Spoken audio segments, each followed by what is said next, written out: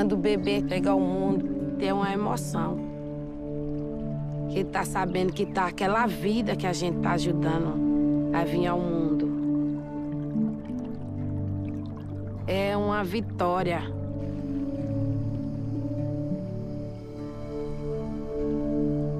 Já é uma vida a mais para seguir nossa tradição.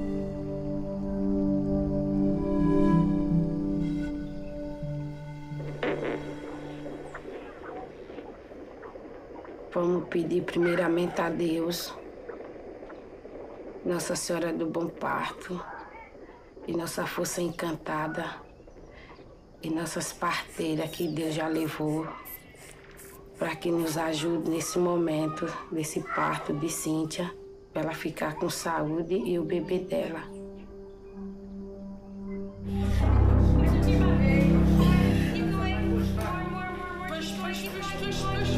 Se a voz das mulheres no parto é uma voz ancestral, uma voz profunda, uma voz que fortalece não só a mulher, mas fortalece toda a humanidade.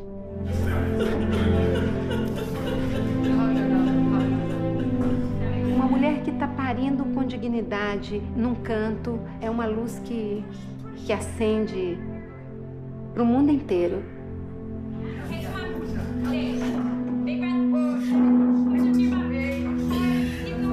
From the very beginning of life, the mom and the baby should be together.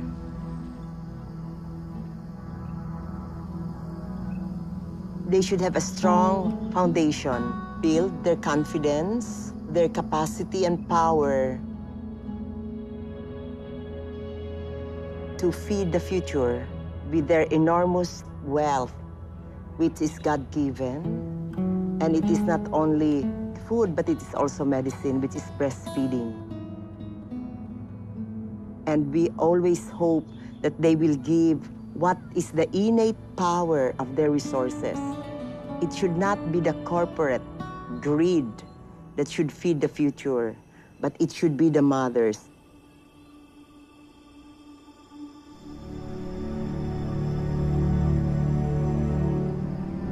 Look at the whole issue of child survival.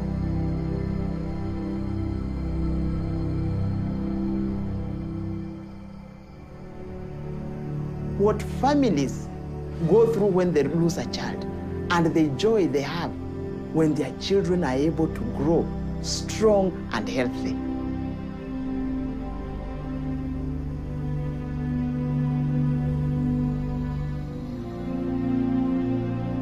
The individual child has lifelong benefits. Benefits we cannot deny this child, benefits as countries of the world we must protect.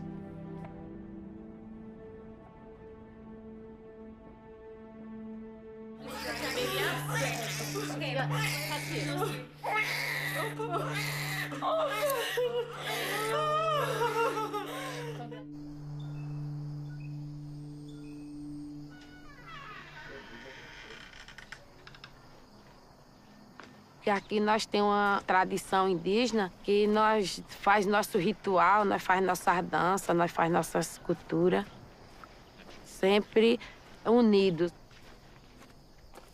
Para nós, Pancararu, é muito forte a força. Eu comecei a fazer esse trabalho de parteira, eu tinha 18 anos, que está com 31 anos que eu estou fazendo esse trabalho. E aqui já tem as aprendizes de parteira, elas já fazem o parto. Elas já realizam muito bem esse serviço. Todas as mulherzinhas que ela pegar, Deus ajudar e dar um bom parto a ela, das crianças. A mulher na mão dela nunca morreu nenhuma de parto, nem menina abafada, nem menina afogada. Les sociétés, les époques, les générations créent des nouveaux modèles de comportement maternel, féminin. Les modèles changent d'une génération à l'autre sur la façon d'être mère et bonne mère. Et au fond, ce sont des contraintes sur beaucoup de femmes. Certaines femmes, pour elles, la maternité, c'est une évidence. Ça vient naturellement, c'est une évidence, c'est pas un problème. Pour d'autres, c'est un problème, ça suppose une adaptation qui n'est pas souvent facile. Et donc, il ne faut pas traiter les femmes comme des femelles animales qui font toutes la même chose. Chaque femme est une personne particulière, qui a des désirs particuliers, une histoire différente des autres. La course à pied, c'est comme l'allaitement, c'est une partie de ma vie quotidienne. J'ai une formation de base en ingénieur en mécanique. C'est là où j'ai rencontré mon mari. Après, j'ai arrêté de travailler quand mon premier enfant est né. Je l'ai allaité, pas assez longtemps à mon goût, j'avais pas beaucoup d'informations, j'avais pas beaucoup de soutien. I decided beforehand that I was going to bottle feed for a number of reasons. One, I had a breast reduction when I was 23, and I was told at the time that I may not be able to breastfeed. And I knew that at the time, and I've known that since, and that's always it's always been in my head. So maybe I had adjusted my thoughts a long time ago, and I just always knew that was what my experience was going to be. I did a lot of research before I made my decision. I did read about the benefits of breastfeeding. When I weighed the benefits versus some of the downfalls, it was still a decision I felt confident about for my family.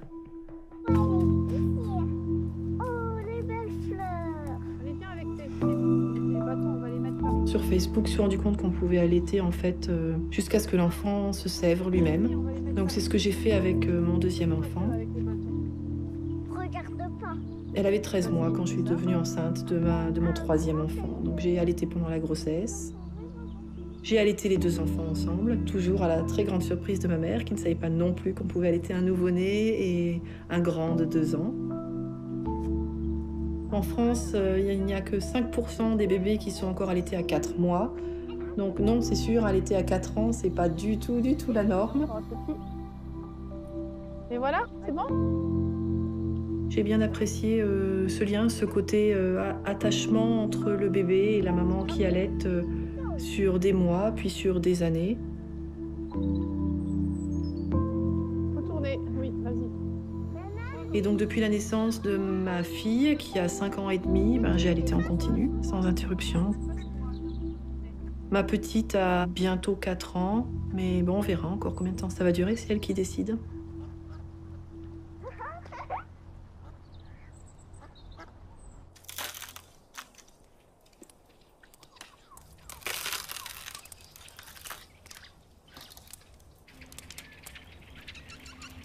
Every child has a right to basic nutrition. Nutrition is a gift that every government must give to their children and protect it. Prevention is better than cure. It is also cheaper. Look at the long-term benefits. This is lifelong. And this we cannot deny our children. Since 1948, when WHO was established, the number of deaths in the world have been dramatically reduced. But there's been a bit of a shift in the type of deaths that we see now. We have seen a reduction of the deaths due to infectious diseases, but now we see more deaths from chronic diseases. A lot of the children under 5 don't make it. There are many ways to stop this epidemic. One of them is really starting a good nutrition from very early in life. Good nutrition starts with early initiation of breastfeeding. Breastfeeding should be initiated in the first hour of life.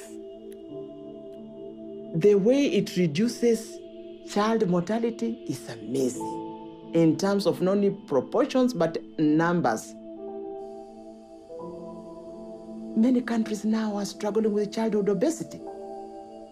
Many countries are struggling with diabetes at very early ages, earlier than ever before in history. And look at the cancers. Why?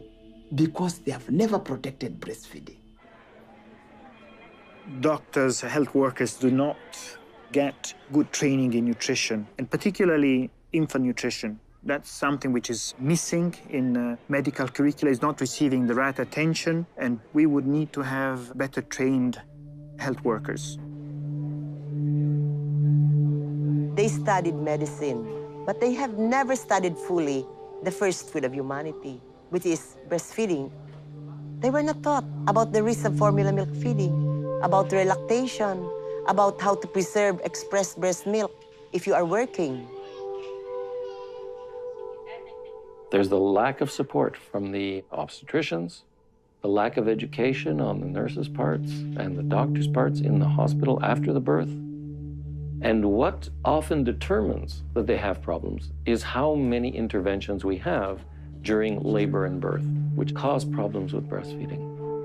And then when they run into all these problems, sore nipples, the baby doesn't take the breast, the baby's not getting enough milk from the breast, the baby's got colic, the answer to everything is just give the baby formula. And it's not surprising how many mothers have difficulty with breastfeeding. There are clinics in many cities that help mothers. The problem with some of these clinics is that there's a wide variety of people in the breastfeeding clinics. Some of them have just the very basics, and they don't know how to deal with difficult problems. Something that's so critical to a newborn's very survival, feeding. We are not trained to know anything about it. It's across the board. Anybody dealing with a breastfeeding mother, we are all undereducated in this area. We say and do and talk about things that are not evidence-based. In the end, we destroy mothers and their breastfeeding. We undermine them. We disempower them.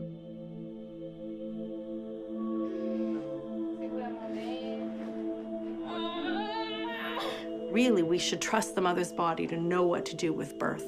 We should trust that it's going to go well, for the most part. However, when the baby comes out, all of a sudden we don't trust the mother's body anymore. Now we must overregulate it. We must put it into rules. We must say, oh, no, no, no, you must follow these rules. You must do it this way. Whatever happened to the trusting of the body?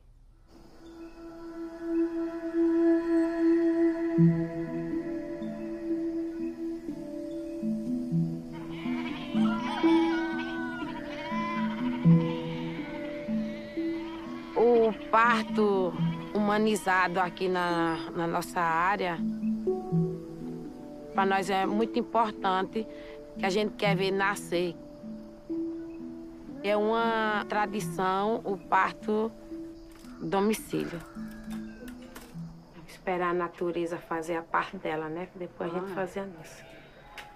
Quando for, não sei que hora é essa, então quando for abaixo de umas 8 horas, a gente vem aqui de novo, então. Para saber se você já tem dilatação.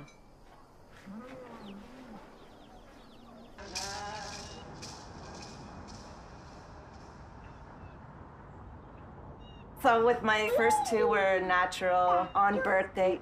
She was actually a week late and they wanted to induce. I said, no, we're gonna wait. Finally, I started having some contractions. I said, amazing, let's go. And there were a lot of women waiting in the triage before they sent us to labor and delivery. And then a doctor came in and said, do you want to get up there faster? And I said, well, I don't know, sure. And she said, well, if I break your water, then they're going to send you up there. But just don't tell any of the other doctors that I broke your water and it didn't break naturally. So she stuck her hand in to her elbow. Her hand to her elbow, and with her nail, broke the water. She takes her hand out, my water's broken, and all of a sudden, I have people coming to me with oxygen masks and feeling me. I had about 20 people in the little room. And my husband's like, what's going on? They said to my husband, this is emergency C-section. She's got about a minute to live before we take her out. Her heart rate is at 0. They take the baby out. I had my eyes closed. I didn't even know. So about 6 hours passed, and I was finally able to hold her for the first time. What I found out later was that by breaking my water early, she went into the birth canal, but there was no water left and she got stuck and her heart rate stopped.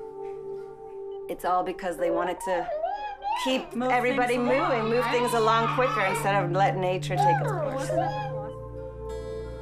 Eu acredito que nessa sociedade industrial, dentro do hospital, o centro do parto é o médico. Eu acho que tem um modelo de formação do profissional. É formado em cima de um conceito que ele que sabe tudo.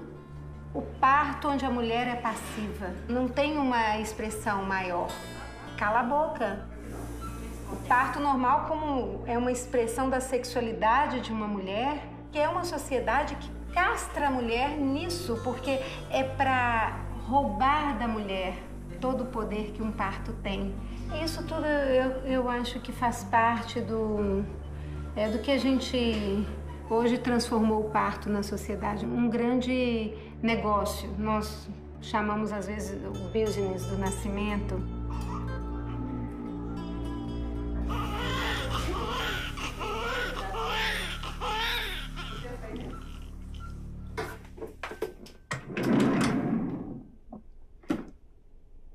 So these are gifts that I received in the mail from the formula companies,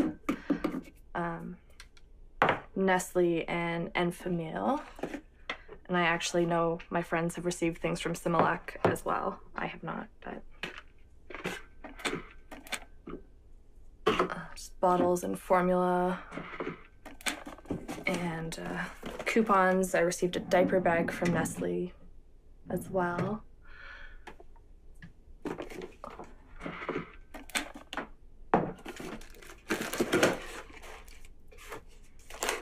The Enfamil I was not expecting. It actually arrived after the baby was born.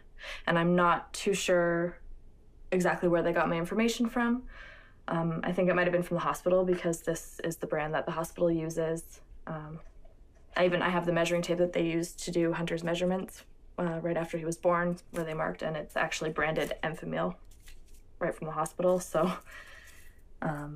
and this bottle I know came from my prenatal classes at the hospital as well. They had them in a basket for everybody to pick up at the beginning of the class.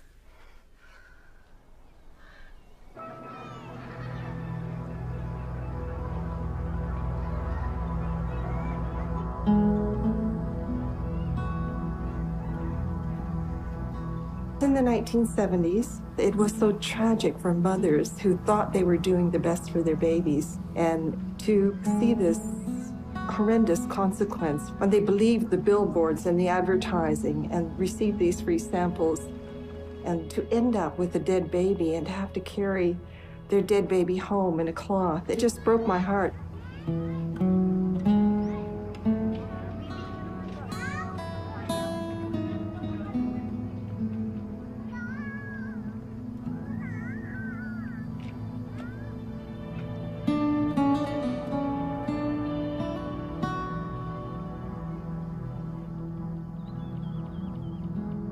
Many years, the government has faced the challenge of child mortality. But when it came to issues of now legislating the International Code of Breast Milk Substitutes, it was a long and tedious process. It requires an advocate because there were a lot of vested interests from private sector, and they was very resistant, extremely resistant. Kenya had a very unique situation. We had a public health and sanitation ministry, which was charged with preventive actions towards reduction of child mortality. When you look at the health budget, a huge chunk of it is spent on curative services. What is it that we are treating? What is it that we are curing? Many of them are diseases that are easily preventable. We quoted that exclusive breastfeeding can actually contribute to 13% reduction in infant mortality.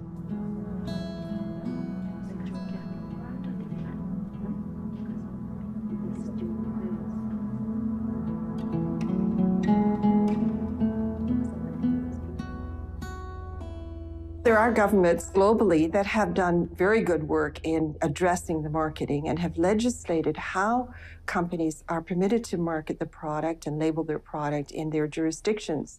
Nevertheless, there are other countries, particularly producer countries, such as the US, Canada, some of the European countries, where the products are being produced and where there's a very strong lobby to protect the industry from these types of marketing regulations, because of course it would impede their ability to label and promote as they see fit. It's a huge industry. They are lobbying for hospitals to give out their gift packages and information, and to doctors to recommend their products. They're not getting a gift basket with a breast pump or with supportive advice on how to breastfeed. They're getting it on how to get on the formula. The World Health Organization came out with guidelines that were adopted by many countries, and many countries implemented it, but the United States did not. Marketing is a huge business in our great country, and I believe there's an economic incentive to discourage women from breastfeeding. That whole industry makes a lot of money off of having packaged milk as opposed to breastfeeding, and the governmental policies supported their economic interests, not the health interests of the mother and the child. The Philippines imports $500 million yearly of baby milk products. And the milk companies here in the Philippines, every year, they rake $1 billion sales every year. And that comes from the pocket of the poor women who have more children. It's a big issue. It's marketing by the milk companies of just one product, imported product, but glamorized through advertising. They will pay the politicians to endorse the product through television, through radio, magazines, billboards, even through text messages. There is no mercy with advertising of milk products. They entice the government officials, they entice the lawmakers to break the law and weaken the milk code.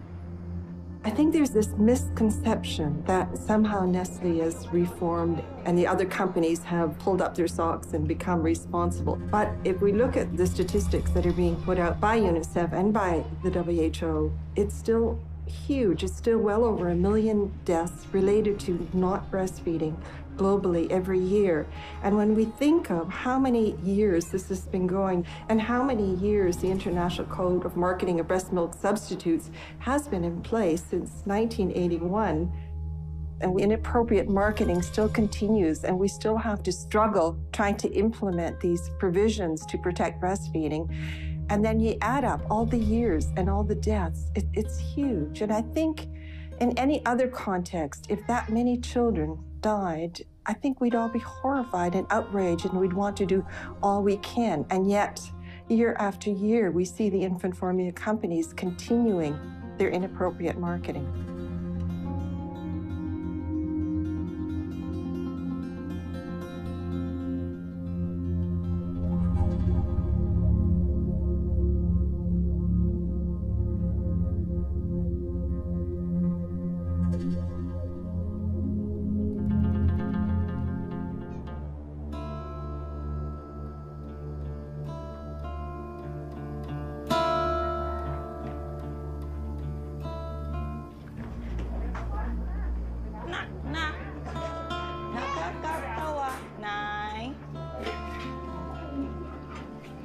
Yung anak ko, ganun pa rin yung timbang niya. Nangangamba rin ako. Dahil siguro sa bear brand na hindi naman dapat talaga painom sa kanya. Nangangamba rin ako na ganun ang gatas sa bear brand. Bakit bear brand yung binili mo? Wala pong sapat na pera talaga pambili ng gatas. Alam mo ba na yung bear brand parang puti lang siya, parang hindi para sa baby? Opo. Yung bear brand, This is Bear brand. You can drink this as it is, powdered milk drink. This is the milk that they bought because this is the cheapest one. But unfortunately, it says here that this milk drink is not suitable for infant feeding and is not a breast milk substitute. But also this milk is, they also put this in coffee as like a coffee creamer.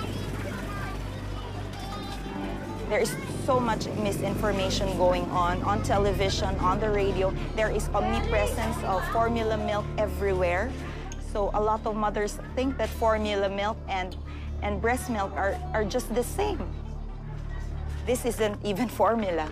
But they don't have a distinction between formula really because it's white. As long as it's white, it's the same. So I'm dying to know, the problem of infant formula flooding into emergencies, is that still happening? It's still happening with the big emergencies, where there's big media coverage. Yes. The Philippines has been here so many times. Yes. You know, we've had a number of emergencies. Yes. And yet again, there was devastation. Yes. You know, Yes. everything was destroyed. Yes. Houses, so anyone's ability to cook, to shelter themselves, the fundamentals were just wiped out.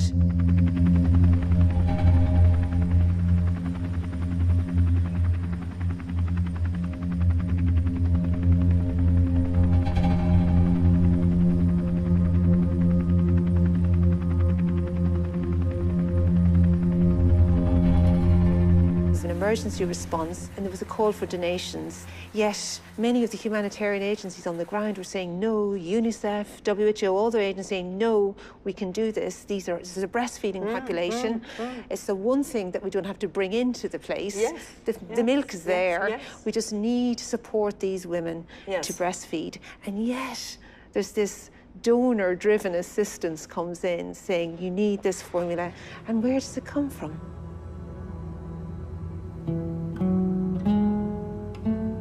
The Secretary of Health and the Secretary of Social Welfare immediately broadcasted over radio and TV that milk donations should be given without considering the consequence of diarrhea, of respiratory ailments, and all the risks involved on the health of the mothers and the children.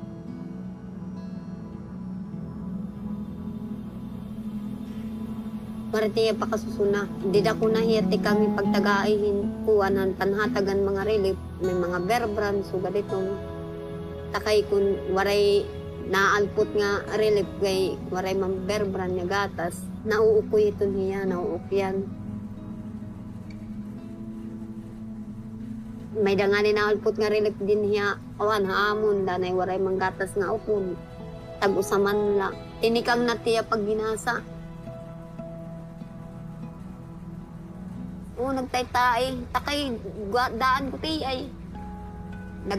Dinugang ito niya kagasanan. Ngulbunahin nga mga ribs. And then, nagtitinuok na nga na ko kay di rin na ito niya nakakaon. Naghihinigdaon na lang, nagpipinayong. All of the affected households ended up getting formula, and only a third of infants used infant formula before the crisis, yet 3/4 of them had received infant formula within 24 hours. And to me, that's marketing. It's cynical marketing. And it breaks my heart, actually, that the media haven't got hold of the truth. And they channel these milk donations through the Department of Social Welfare. All moms, every mom with a baby, outrightly given a donation of milk. Donations would come 1 month, 2 months, and on the 3rd month, no more donations coming to her. She's left by herself. In poverty, she's pushed to the wall. They think that this product is good. It's imported. It was given for free. It's a gift. So they'd rather give that than breastfeed. 6 months after the typhoon, the Department of Health and other international aid agencies come together to assess. There were reports that many of these babies that they give medical attention are formula fed.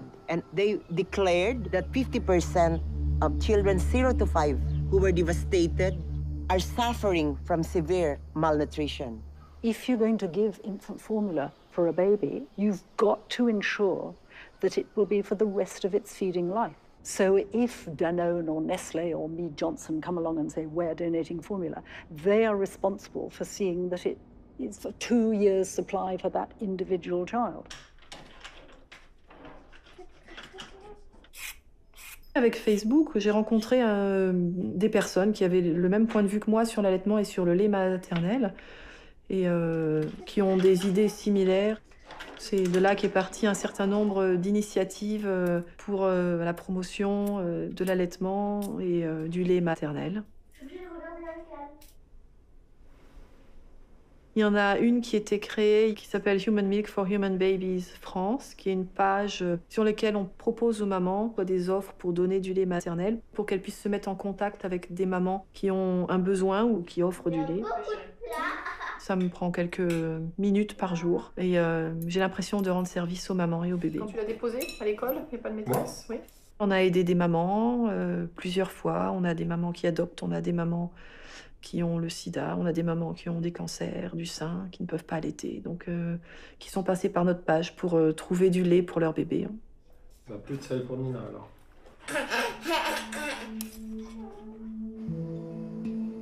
From the very start, I really wanted to breastfeed my baby. My milk supply was not enough, so I have to search for some milk donations.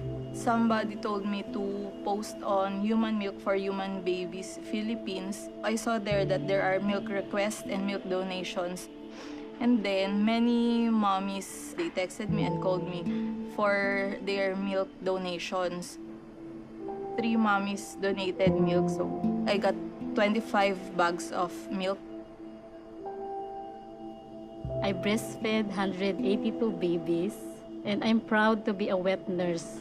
Every time the baby latches on my breast, it feels so fulfilling, and they like my children also. I can help them. I can give them my breast milk without any question. I don't have any concerns about the health conditions of the donating mothers because I think they are preparing their milk for their own babies, so it's still safe for other babies too.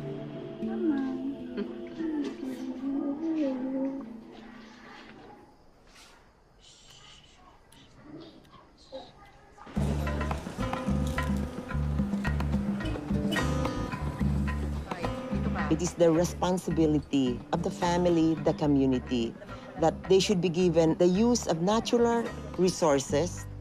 It should not be a food that would disempower, especially the mothers.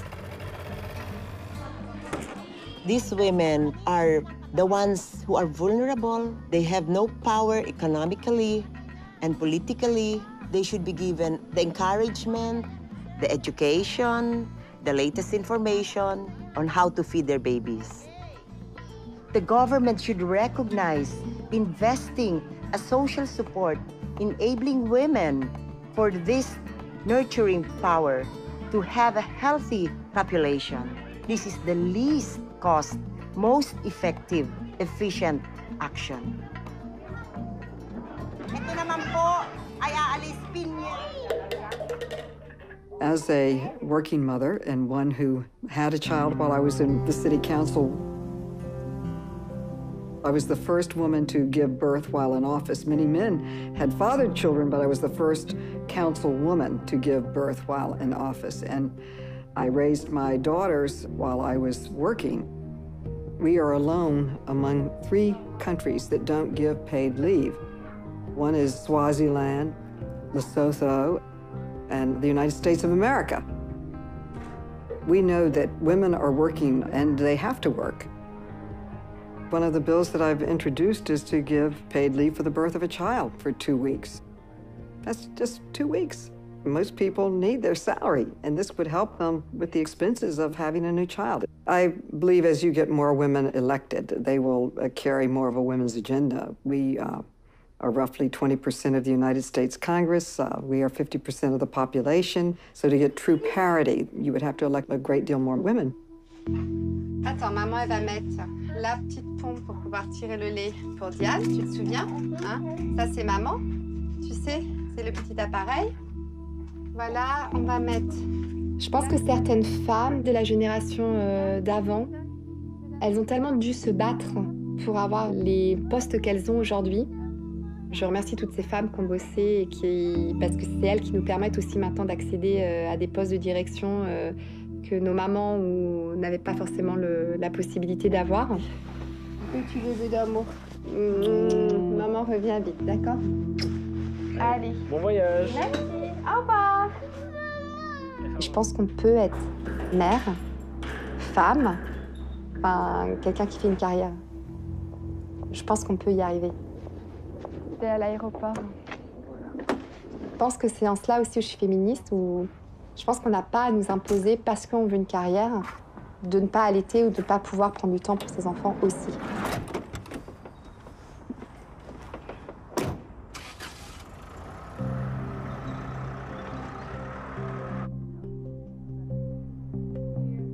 C'est une nouvelle forme de féminisme.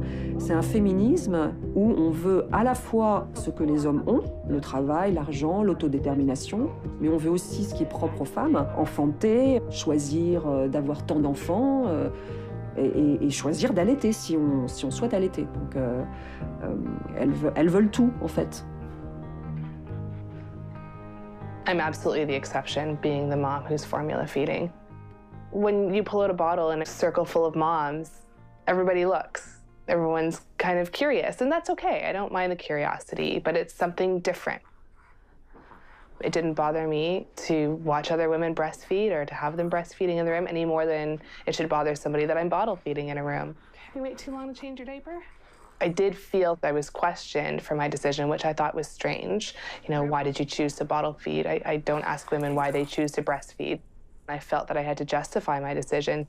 I stuck to my guns on this one. I know I did what was best for me in the face of a lot of opposition, and I stuck to what I felt was most important, and it's worked really well for us. There are some people who are so judgmental. Yeah. They're like very gung-ho, like, oh my God, how dare you? People push ideas. I was so busy listening to, you know, all these attachment parenting blogs or the pediatrician or the consultant, and I forgot to listen to him. Sorry. I thought it was okay. I could understand the reasons. They said there might be a man or a nervous child seeing this small piece of flesh that they weren't quite expecting. So I whispered and tiptoed with nervous discretion. But after 6 months of her life sat sitting on lids, sipping on milk, nostril sniffing on piss, trying not to bang her head on toilet roll dispensers, I wonder whether these public loo feeds offend her. Because I'm getting tired of discretion and being polite. As my baby's first sips are drowned, drenched in it, I spent the first feeding months of her beautiful life feeling nervous and awkward and wanting everything right. Surrounded by family till I stepped out the house. It took me 8 weeks to get the confidence to go into town. Now the comments around me cut like a knife as I rush into toilet cubicles feeling nothing like nice. Because I'm giving her milk that's not in a bottle. Wishing the cocaine generation white powder would topple. I see pyramid sales pitches across our green globe and female breasts banned, unless they're out just for show. W.H. Smith top shelves out for men. I'm getting embarrassed in case a small flash of flesh might offend. And I'm not trying to parade it. I don't want to make a show. But when I'm told I'd be better just staying at home, and I'm sure the milk makers love all this fuss, all the cussing and worry and looks of disgust as another mother turns from nipples to powder, ashamed or embarrassed by comments around her, and as I hold her head up and pull my cardi across and she sips on the liquor made by everyone's God, I think for God's sake Jesus drank it. So did Siddhartha, Muhammad and Moses and both of their fathers, Ganesh and Shiva and Brigid and Buddha, and I'm sure they weren't doing it sniffing on as their mothers sat embarrassed on cold toilet lids in a country of billboards covered in tits. But in towns where they drown in pollution and sewage, bottled kids die, and they knew that they'd do it. In towns where pennies are savoured like sweets, we're now paying for one thing that's always been free. So no more will I sit on these cold toilet lids, no matter how embarrassed I feel as she sips. Because in this country of billboards, covered in tits, I think I should try to get used to this. As fraldas, essas aí. Não dá.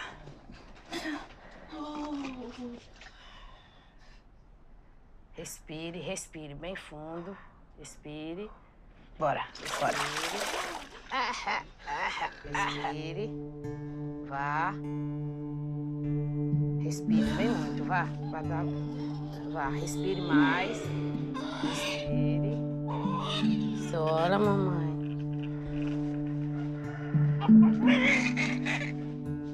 Bota o pano. Aqui em cima dele, só em cima. Tira esse pano aí. Não, não. Tá perfeito.